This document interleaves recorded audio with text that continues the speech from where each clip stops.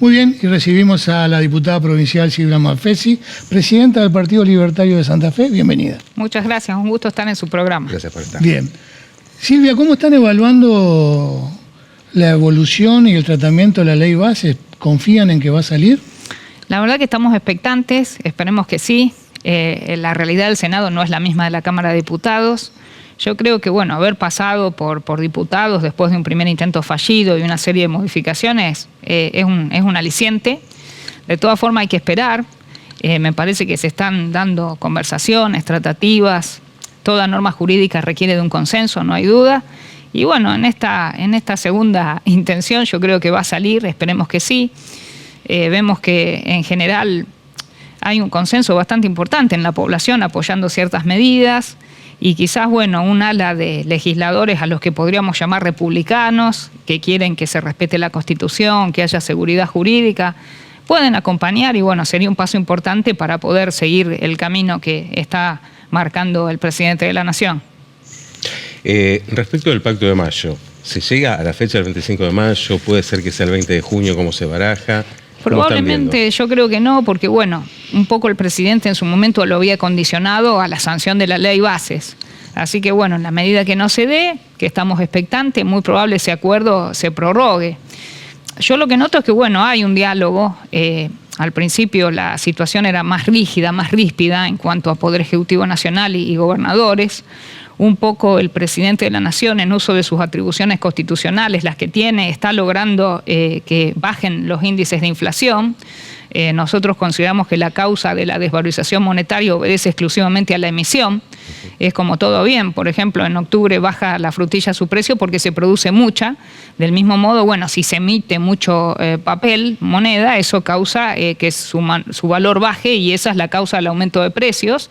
Estamos viendo que como consecuencia de esa no emisión, de esa decisión, que no es nada fácil, los índices inflacionarios bajan y yo creo que eso hace que realmente la situación sea un poquito mejor, si bien hay todo un periodo de transición y una situación de turbulencia que no hay que negar.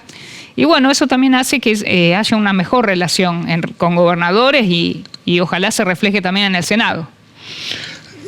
Diputada, ¿le preocupa al gobierno, y del cual usted es parte sin ninguna duda, la situación social? Porque venimos con un nivel de ajuste muy importante. El presidente dice que es un ajuste histórico.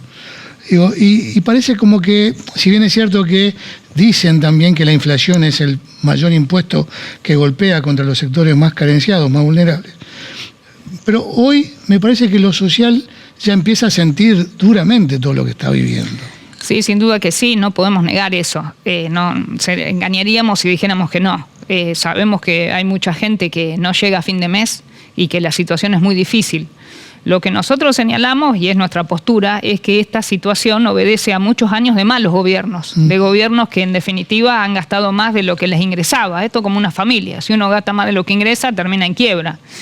Y todos esos años y toda esa desvalorización monetaria y pedidas de créditos y todo ese descalabro realmente ha hecho que las variables económicas para poder acomodarlas requieran de un periodo, como le decía, difícil.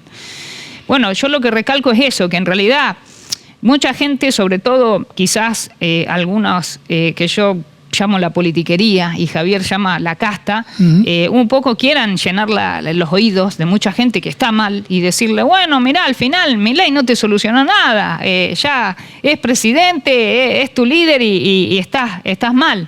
Pero yo recalco que esta situación es consecuencia de muchos años de malos gobiernos. Sin lugar a dudas, para poder acomodar todo y para poder pasar a un sistema de prosperidad se requiere enderezar muchas cosas, no es fácil, pero por ejemplo, si bien es mínimo, a nivel económico, por ejemplo, como consecuencia de la reducción de la devaluación monetaria, algunos salarios ya han experimentado un mínimo valorización, un 3%, que sé que no es nada, pero en relación a la debacle que teníamos con el gobierno anterior, nosotros consideramos que estamos mucho mejor. Pero no le niego, la situación es difícil para muchos sectores. Diputada, en el plano político partidario, en los últimos días distintos referentes del oficialismo provincial, por ejemplo el senador Michlik, la vicegobernadora Scaglia, parecieron tender un puente a referencias de La Libertad Avanza o referencias ligadas al presidente Javier Milei para poder sumarse a Unidos para Cambiar Santa Fe. ¿Usted vislumbra esa posibilidad? ¿Se puede concretar esa sociedad? Yo creo que, bueno, en la medida que haya bases programáticas, acuerdos programáticos muy sólidos, que pasan justamente por el respeto de la Constitución, porque más allá de las ideas libertarias o liberales clásicas, siempre hay un liberómetro, yo creo que la solución para poder salir del atolladero y empezar a crecer es respetar la Constitución. En la medida que realmente con seriedad se ponga eso sobre la mesa, puede haber acuerdos, no lo niego, pero ya le digo, lo veo difícil, porque por ejemplo en la legislatura ahí en Santa Fe, noto que la mayoría de los legisladores del frente, de este gran frente, son muy proclives a reglamentar, a siempre tratar de crear sacar un poquito más de lo que produce el trabajador, o sea, un afán recaudatorio, y son ideas muy diametralmente opuestas a las que tenemos nosotros. Nosotros no somos anarquistas, pero pensamos en un Estado austero y muy eficiente, que tiene funciones esenciales que tiene que cumplir muy bien, que son la seguridad y la justicia, y hoy día recién se están encaminando las cosas en aras de lograr la seguridad. Por ejemplo, se ve acá en Santa Fe, ¿no es cierto? ¿Cómo ve la manifestación, la actitud pública de Puyaro con respecto a la ley Bases, que ya expresó públicamente que quiere acompañar? Lo veo auspicioso. La verdad que cuando vino a la legislatura, cuando, por ejemplo, se iniciaron las sesiones ordinarias y con anterioridad, dio 2 discursos muy buenos, incluso ha presentado proyectos de ley que hemos aprobado, que hemos apoyado. No consideramos que hay que hacer una oposición a todo, eso no está bien. Si vemos algo bueno, sobre todo hubo leyes con una impronta importante en la seguridad, en el área de inteligencia, en el área de la ejecución de penas, y la verdad que lo vemos bien. Esperemos que de todo esto realmente se materialice. Como le decía, ¿no es cierto? Yo creo que esa relación ríspida de inicio con los gobernadores va a empezar a limarse, se necesita diálogo, se necesita acuerdo para poder llevar adelante los programas de gobierno, tanto de nación como de provincia. El tema de la asistencia de la Nación a las provincias vuelve a estar en el ojo de la tormenta. Por un lado el tema de subsidios al transporte, pero también nuevamente los recursos a la educación pública.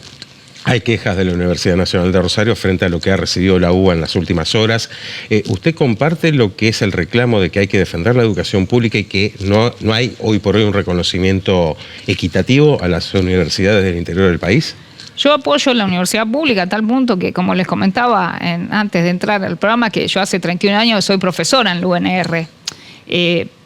Yo considero que lo que se necesita es hacer una muy buena auditoría de en qué se usa el dinero. La universidad no está para hacer politiquería. La universidad, como lo dice su nombre, ahí debe haber un debate amplio. Por ejemplo, yo bien recuerdo que el rector de la UNR un día sacó una resolución en la cual le daba a los alumnos libertad, se podían retirar de clases para ir a un acto en contra de las propuestas educativas de Javier Milei.